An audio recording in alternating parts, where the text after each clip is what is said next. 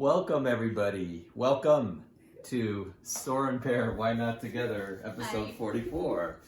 We were just laughing because Sandy was going to be drinking her coffee mid-welcoming. And Which is kind of what I do the whole time anyways, but yeah. very much, Sandy. But welcome to episode 44 of Soar and Pair, Why Not Together. Soar and Pair is soaring together to explore new adventures while inspiring others to create their own. Yep. Today we're going to talk about living anxiety-free. Phew.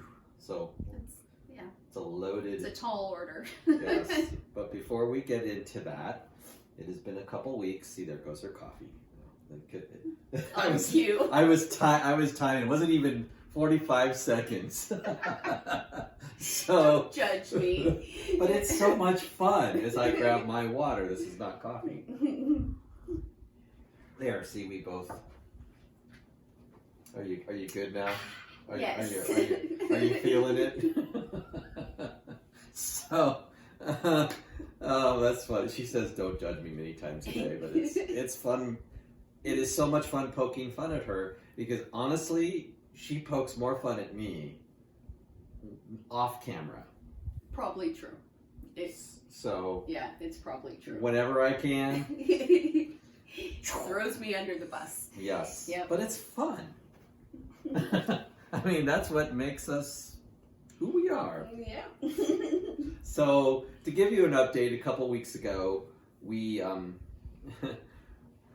we jumped into the RV life. We didn't expect to purchase an RV, but I do want to update you. So we weren't sure we were going to get it, and then the day after the podcast, we were told no. Mm-hmm. The bank says no, and you may want to think about a smaller RV. And we're like, what? No. No, we got good credit. We had everything lined up. We were good. Turns out you got to talk to the right guy because the following day, the other guy came in and said, oh yeah, no problem. Everything's good.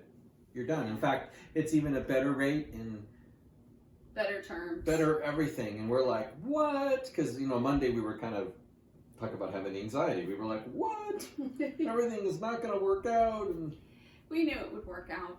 We did. We just didn't know how. It was just more about letting go and seeing what else came. Because, sometimes if the first one doesn't go through, it's usually because there's something better in store. And that's the way it worked out for us. Yeah, it did. So we still got the RV that we saw 2 weeks ago. We're not going to pick it up, though, for about a month. We didn't want to get it too early. Yeah, we get it the middle of April. Super excited. So we're going to get it about 2 months before we roll out of this house. So yeah, it's really exciting. And today we went looking for RV accessories. That's the fun part. It's challenging, though. Going from a large home into a tiny RV, thinking small and lightweight. It really makes you reevaluate what's important to you. Will this break if the RV moves really fast? Well, yeah, those kind of things. And what do I really need? When you look at things that way, it kind of changes things. Yeah. It really does. Fortunately, I wasn't taken off her list of what she really needs in the RV. But Not I yet. am on the bubble. So, I gotta, because you gotta weigh everything. So, I gotta trim down a little bit. Trim down. She may have to pick a skinnier, more upgraded version of. I don't think so.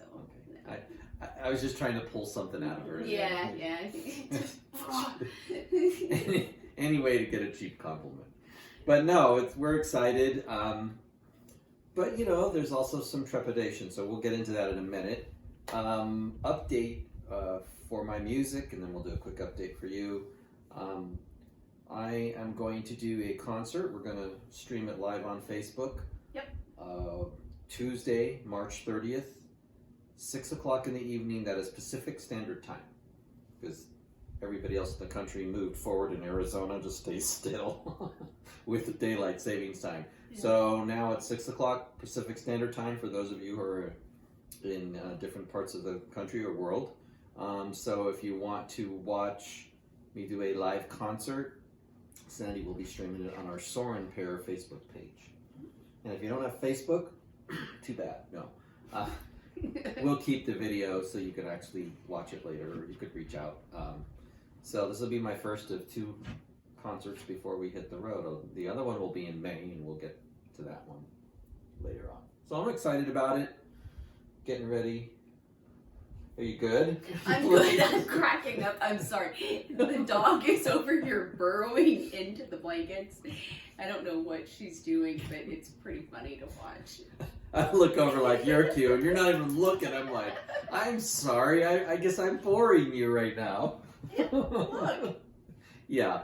We should probably move the camera over to our dog It's hilarious. She's having fun in our blankets over here.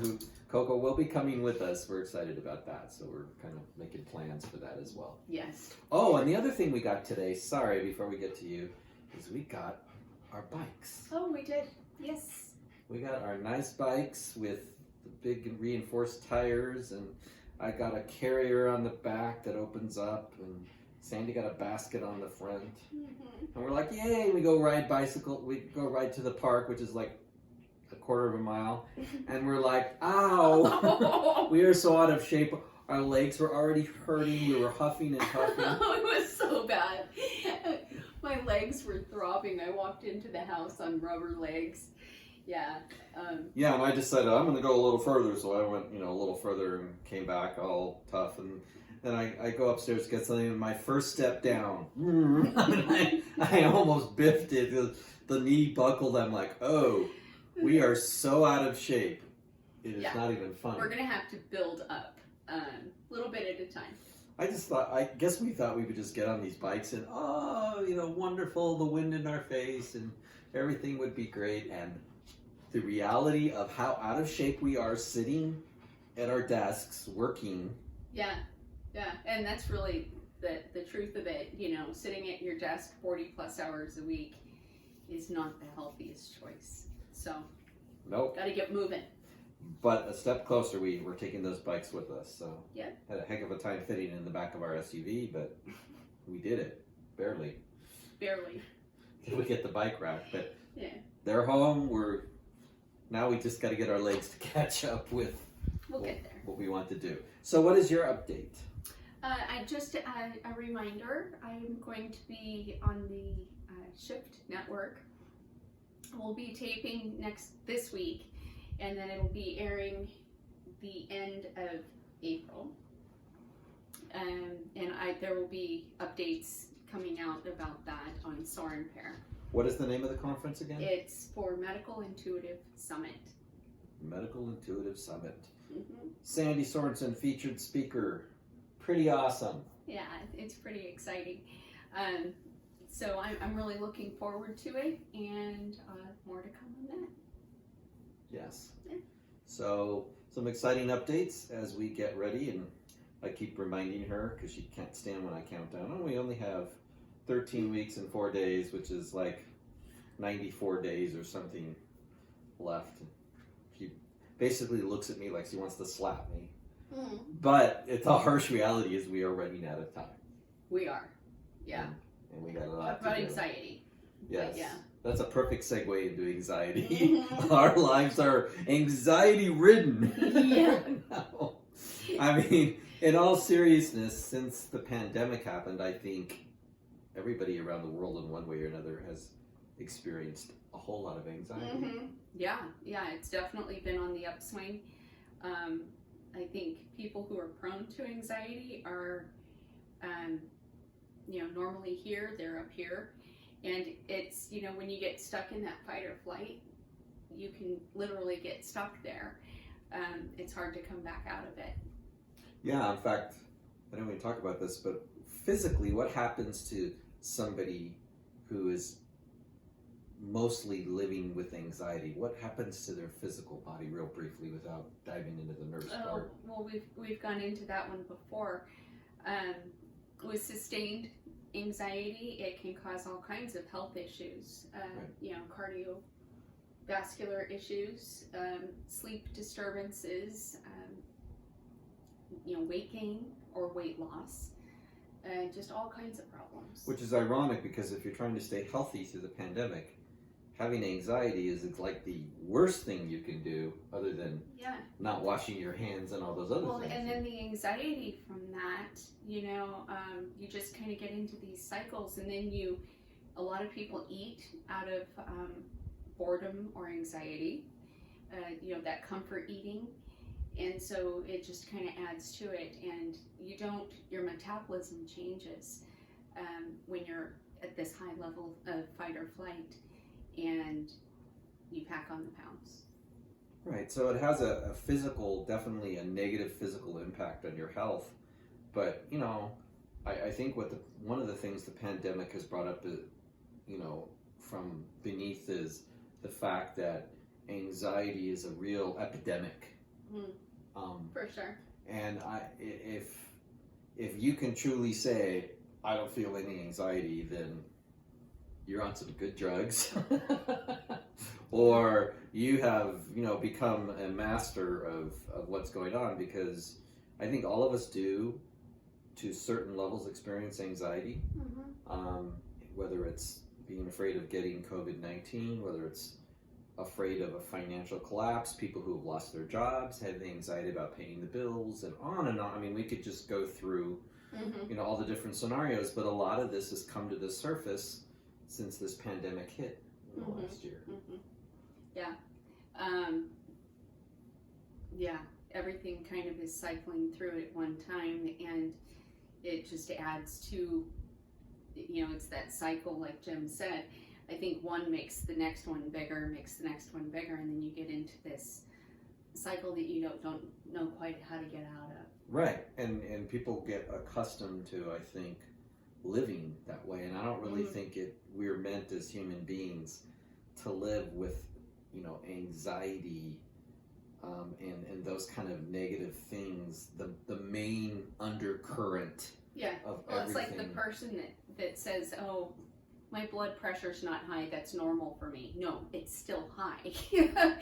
Over time, right, that will cause bigger issues. And so, you know, sustaining that level for any period of time, for a long period of time, doesn't become the normal. It just causes more taxing on your system. Right, and so the new normal of the pandemic really shouldn't be, well, you know, anxiety is just part of life now, and we all have to, you know, mask up, but we need to be careful to not mentally mask up. Yeah. That's where I was getting at. You caught it. Yeah. Mask up what's really going underneath the surface of us going through our routines of work, of whatever it may be. And what kind of prompted this, I was talking to one of my daughters, I won't say which one, but I asked her how she was doing, and she's just saying, I thought it was a very self-aware thing to say. She basically said, I'm trying to work through the anxieties that I deal with every day, and I'm in a better place. And so that really, I posted something we'll talk about later, that, you know, what I have done to try to minimize anxiety to the point of where I feel like anxiety for me is, comparison is very, very low. And so I thought it would be great to talk about it. And to start with myself, so, you know, throw myself here on the sword. I was even telling Sandy today in the car, we were driving back from Camping World, you know, we have this big RV coming, you know, we're looking at all these, purchasing all these things, learning all this stuff. We don't know anything, you know, about not only owning an RV, but doing all the stuff you have to do, which is a checklist of things. And I told her, I said, I just sort of blurted it out, we were driving back, I said, I have to tell you something. I am scared. I am feeling anxious about learning all this stuff. I'm afraid I'm not going to know how to do it. I'm afraid I don't know what I'm going to do. And I just, you know, so I was just kind of letting this pour out of me. What's interesting, when I grew up, I became an Eagle Scout. Now, when you think of somebody who becomes a scout, let alone an Eagle Scout, you're like, man, that person's got it down. They know all the knots. They know how to survive in the wilderness. And it's true, I went through all those things, but somebody was always holding my hand, and I never had that confidence And so I'm noticing, I'm looking back and not freaking out about it, but just noticing that when there's something new to do, I kind of freak out a little bit about it inside. And then usually by the time I get to doing it, oh, it wasn't as bad as I thought. But I notice the tendency I have to not have confidence and to freak out about it. Mm-hmm. I give you props for recognizing that, for calling it out. That's not easy. No, and I noticed it building up. You know, I mean, we made the biggest purchase of our life 2 weeks ago, and all of a sudden, like, okay, there's no turning back. You know, what did I get myself into? And so it's recognizing in myself, and I think that's really important for me, is just to not pretend it's not there. Right. And, you know, just go on and get ready and go out on the RV and have all these fears inside and never let it out, I think would be a mistake. Mm-hmm. Yeah, it would come out in another way. So, yeah, it's, you know, we've talked before about not letting knots form. There Right. we go. Right, and so the anxieties that are real to me, but I have a great partner. She's like, we'll do it together. You know, we'll figure it out. This is what I did.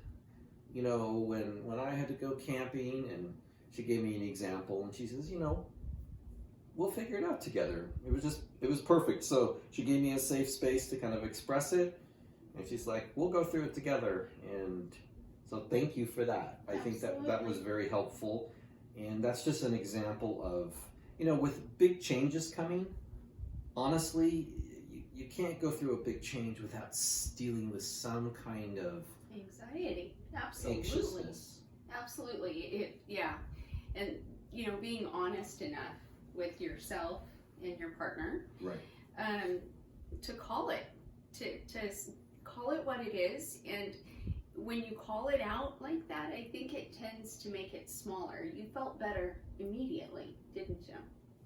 Not 100%, but a little bit of a release. No, I would agree. I think it's almost like this little pressure valve that, so it's still there, but it's not eating away. It was a good way to put it. So I didn't feel like that. It relieved the pressure and kind of like exhale, okay.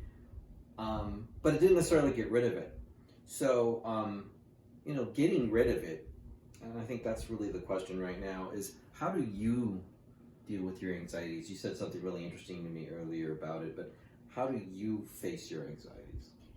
When I'm really anxious, when I feel really anxious about something, I tend to, doesn't really make sense sometimes, but I'll lean into it more. Sometimes that takes me a minute to get there, let's be honest. But I've noticed if I lean into it more, then it's like slaying the dragon. It loses its grip on me. Sometimes, like I said, it takes me a minute to get to that point where I'm really leaning in. But I've noticed that the more I do, the more it works for me. Most people cower away. Sandy leans in. I mean, she has guts. I'll tell you what, this lady is not afraid to stand up to the biggest, baddest situation person. I think your friends used to call you the little barking chihuahua. Yeah. When, like, there was a big, metaphorically speaking, a big bear growling and everybody was afraid, this little chihuahua would come forward and toe to toe with this big bear. Am I wrong? No, you're not. My fear is that Chihuahua's going to get eaten sometime. I know. I know. Yeah. No, but I mean, I kind of learned my size, but yeah. No, but I think that's a great idea to, you know, it's almost like walking toward it, because, right. You know, what's this big, ugly thing may just be this mist of darkness. Could be more of a shadow. Right, or a shadow. For me, what's going to help me in this, honestly, and we talked about this too, is actually doing it. In other words, going out and RVing. Because if I was going to hem and haw about, I don't know if I want to do this, and we delayed it, and it was another year or so, the anxiety would probably build again. I could talk about it all day long with you, all week long, but until I go out and do it and show myself that, yeah, I can troubleshoot. Yeah, I can, you know, make decisions on the fly and not have a routine. I think the other thing I'm afraid of, I'll just admit it here, is I am so routine oriented. You even used the term OCD. I have been working 5 days a week, actually 6 days a week, working at the state 5 days a week, and tuning, Saturday. And I just had this routine for over 30 years. I don't know what I'm going to do when that routine goes away, honestly. You're going to exhale and explore and Yes. play your music and have some fun. Exactly, but there's anxiety About that. about losing that familiarity as much as I need to let go of it, and I agree with you, but I'm recognizing in myself, like, wait, that's going away. It's not just a vacation for 2 weeks or a leave of absence for a month or 2 months. This is like forever changing what I have become familiar with since my early 20s, which is working a steady job. The beauty of it is, in my mind, is nothing ever has to be forever. I think it helps take the anxiety away for me to say, if we wanted to, we could go back to all of this in 6 months or a year. True. Yeah, she has. You have said that to me. Yeah. Like, And there's nothing to say that this is the way it has to be forevermore. Let's try it. and that's really, if you don't try it, how are you going to know? Yeah. And that thing that you're scared of, the thing that you're anxious about, if you don't really go through with it and try it, how will you ever know? And if you don't like it, at least you tried. At least you took a chance. Exactly. If we're like, yeah, this is not working for us. I don't think that's going to happen. But anyway, if we were like, yeah, we are so ready to travel, it's not even funny. Yeah. But the point being with anything, not just our situation, which is kind of an extreme situation, going from living in a big 5-bedroom house to living in an RV, I think you and I were commenting that our bedroom and bathroom is bigger, because we have a big bedroom and a big closet. Yeah. It's bigger than the RV that we're moving into. And it's a big size RV. It's not a teeny one. Yeah. But any case, I think, Well, now I'm anxious. You're welcome. Just returning the favor. I think what you're most anxious about is, what are you going to do with all your clothes, and how are you going to fit into that kitchen? So True. no, but she's True words. I like teasing her about that, but we both know it's, first of all, it's not going to be perfect. There's going to be bumps along the way, Of course. and we'll figure it out as we go. But we're going. That's the main thing. Yeah. What are some other ways, though, besides doing it, leaning into it, that we deal with anxiety? So. What are you leaning towards? Oh. Meditation. Yeah, those are the podcasts I'm crossing, or assuming the prayer position and closing my eyes. Why is meditation and or prayer, if you want to, either one, why is that so effective against anxiety? Well, going within, and just calming the mind, calming the heart, and just, finding your center, and letting everything else go. Truly, that's a big part of it. That's huge. Yeah, what are you getting at? Yeah, no, I just getting your thoughts on it. So I'm like, I thought you were going towards something. No, and I think for me, meditation, and I've been meditating on and off for 20 years. I used to be a lot more high strung, so things used to anger me around the house, dogs, kids, situations. Kind of that Latin part in me. Sorry, Mom, but it's true. You see my mom get really. Yeah. And so I had this tendency to just get worked up. And so I noticed as I trained myself, because it's really training the brain to kind of, shut up.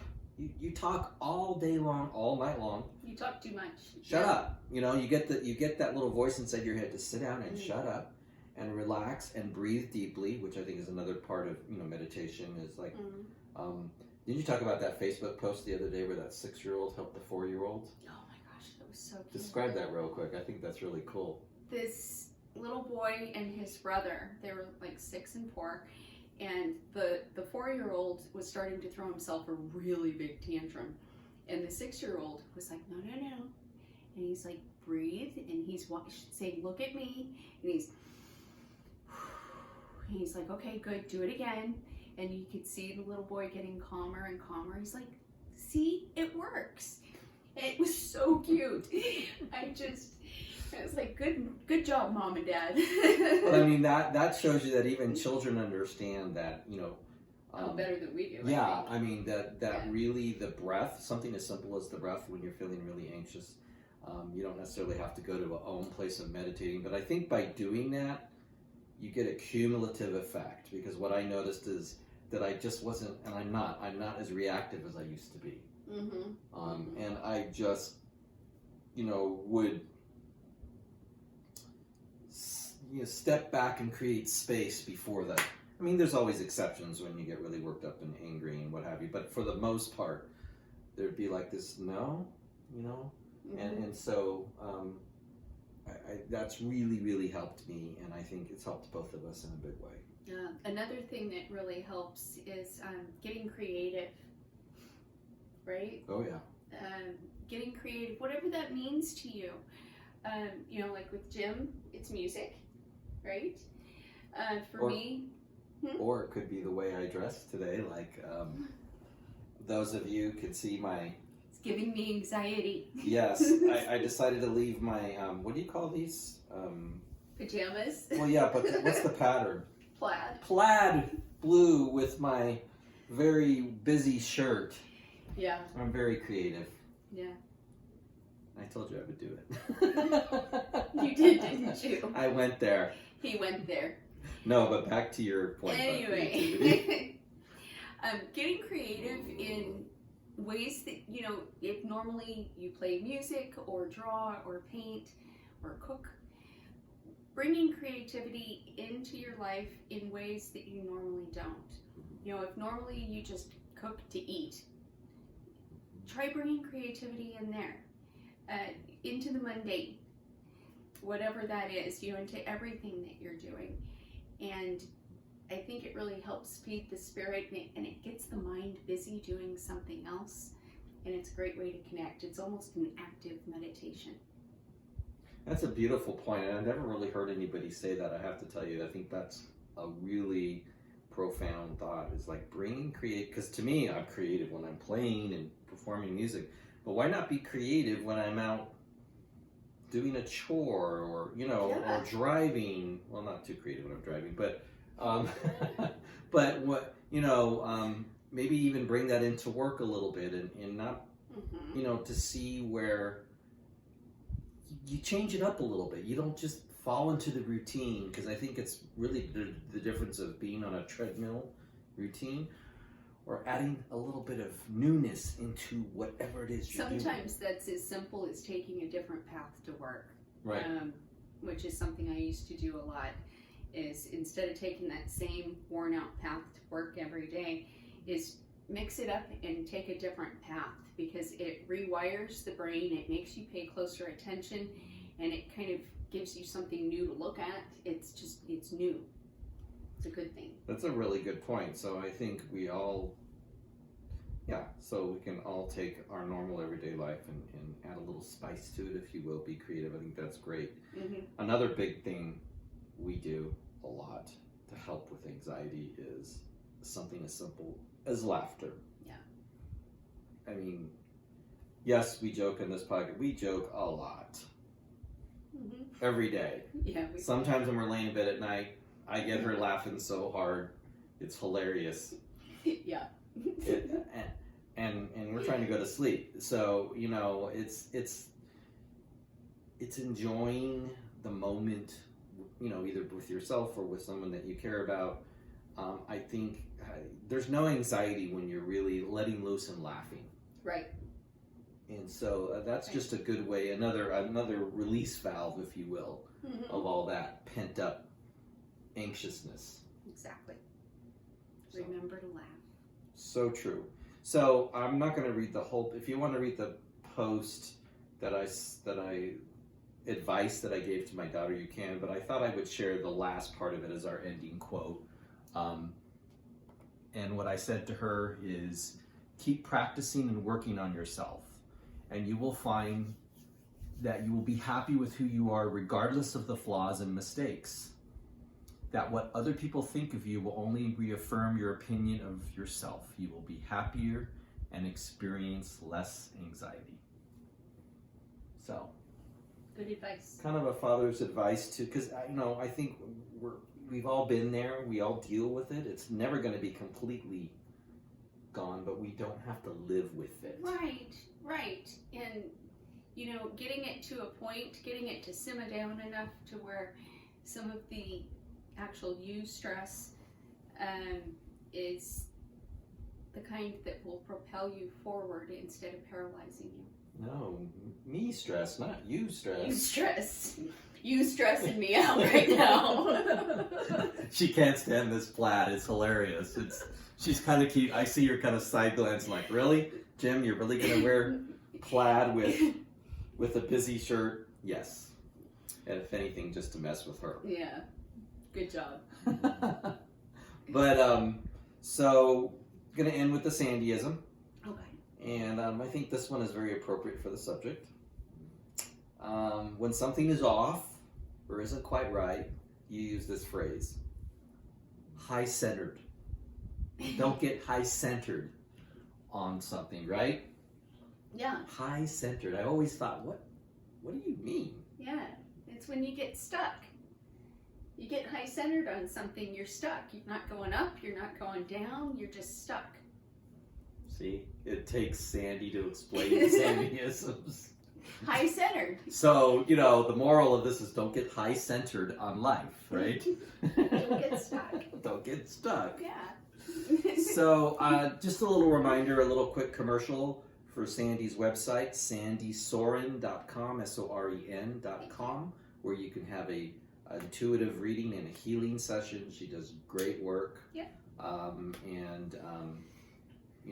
We appreciate you letting other friends know. She's really good at what she does.